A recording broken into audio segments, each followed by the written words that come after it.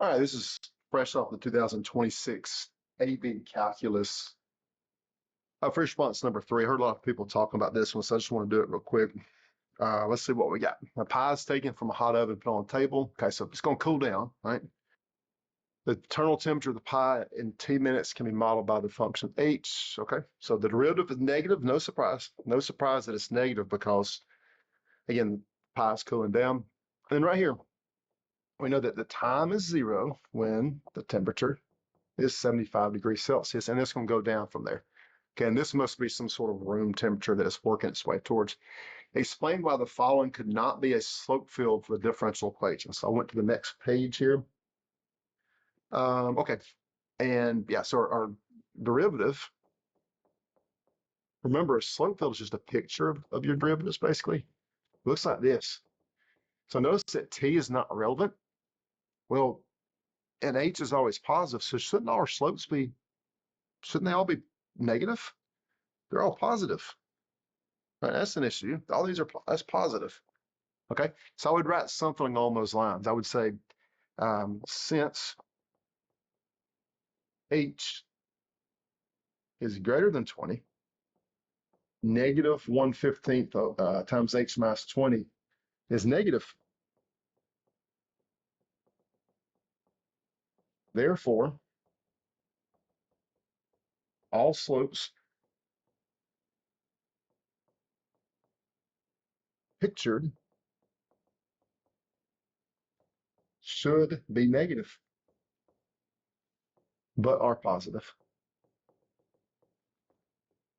Something along those lines. Of course, you don't have to get it perfect. You don't have to, I say perfect, you don't have to write it exactly like that, and that's not perfect. There are different ways of saying that. But just make sure that you indicate to the grader that you understand that, yeah, those are slopes and that they're going the wrong way. For the second part, so I got 2 of these. Let me get rid of one of them. It's a little bigger. Okay. Find the slope of the tangent line to the graph at time equals 0. Now, this all goes back to what you learned in class. Slope of the line tangent. What does that mean? Slope of the line tangent. Well, slope of the line tangent, that would just be your derivative on it. Wouldn't that just be your derivative? And we have access to it. Here's part B. The derivative of h with respect to time was this. Okay. Well, at time t equals 0, what's true about t equals 0? As I recall, is if t is 0, then h is 75. So wouldn't you just put a 75 into that position? And just work it out. So that's going to be, say, negative 1/15 times 55, which in turn is negative 55 over 15, negative 11/3, right? And that would be degrees Celsius per, or minutes here. Can't remember our time. Let's go back and take a gander at it. Oh, it disappeared on us. My file went away. But I believe that's per minute. Oh, both my files went away. Let me go get it again. This thing is fickle sometimes. Let me get my file back. Let me get that back.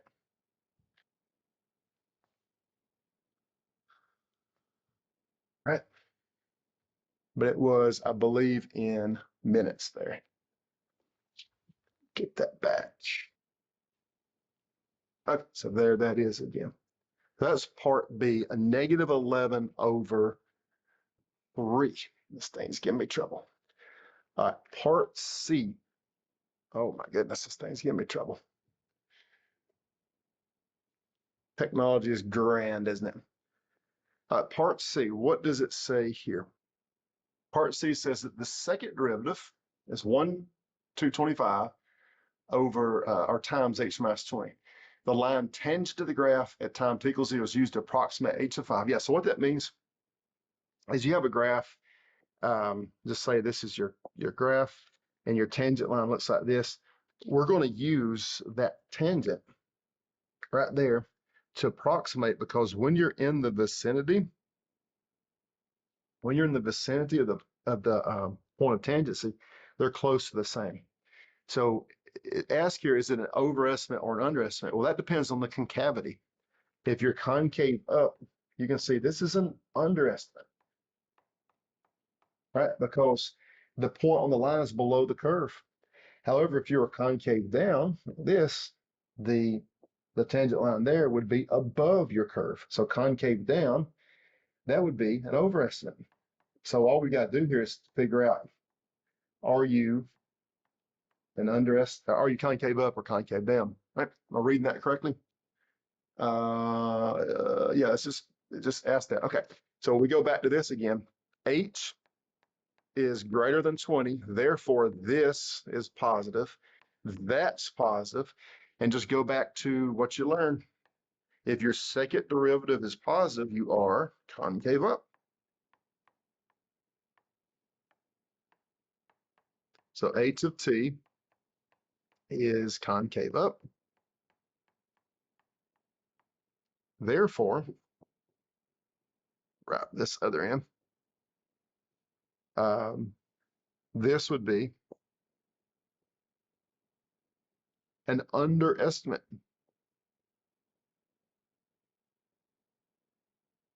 As my colors just randomly change here. Underestimate, right?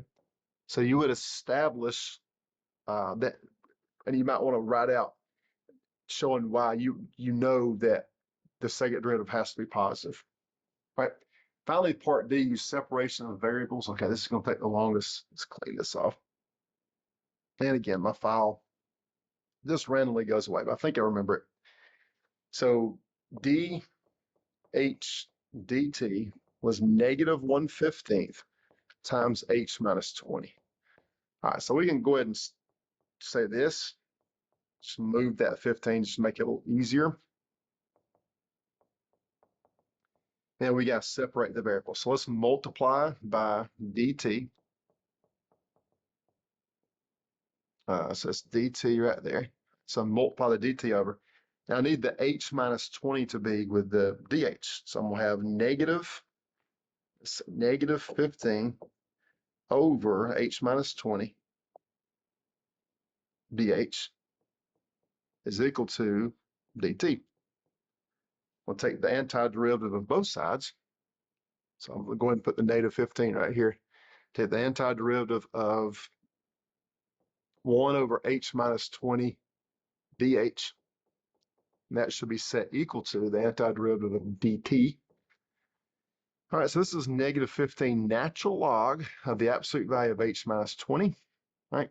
Technically plus c, but we don't have to worry about that because we can just put the c over here.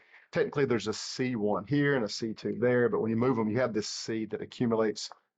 And we know that h of 0 is 75. We won't know h of t, so we need to get h isolated here. So I'm going to move my, I guess I'll just move my 1/15 back over here. See, again, I know it's a different C now, but it doesn't matter. That's eventually going to be filled in. Okay, so we're going to exponentiate both sides. Okay, and in so doing, we get the absolute value of h minus 20, because the e and natural log essentially cancel, is equal to, and remember your exponent rules, e to the negative 1/15 t times e to the c, right? Because of that exponent rule. And then e to the c is, again, just a constant. And because, okay, I'm going to put the c up here then. A little bit tricky algebra here. But because that's a constant, get a little room here. Because that's a constant, the absolute value is now no longer needed, right?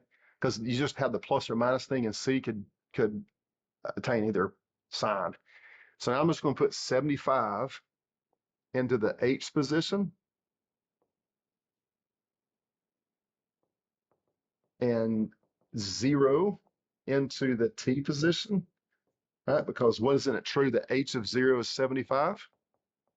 Okay, now we're, as the kids say, now we're cooking. 55 is equal to c times 1, right? E to the 0 power is 1. So therefore, h of t, I'm just going to plug that back in,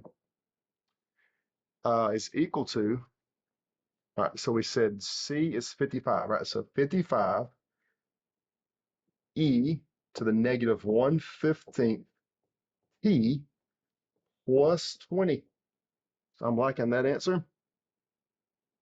If y'all see something wrong with that, let me know. But we got to add that 20 over, right? And C is 55. Okay. Y'all critique me. If something's wrong, let me know. I think I answered the question. I hope I did. But anyway, I'm going to leave it right there. Let me look back just one more second, just in case. Let me make sure I answer the question.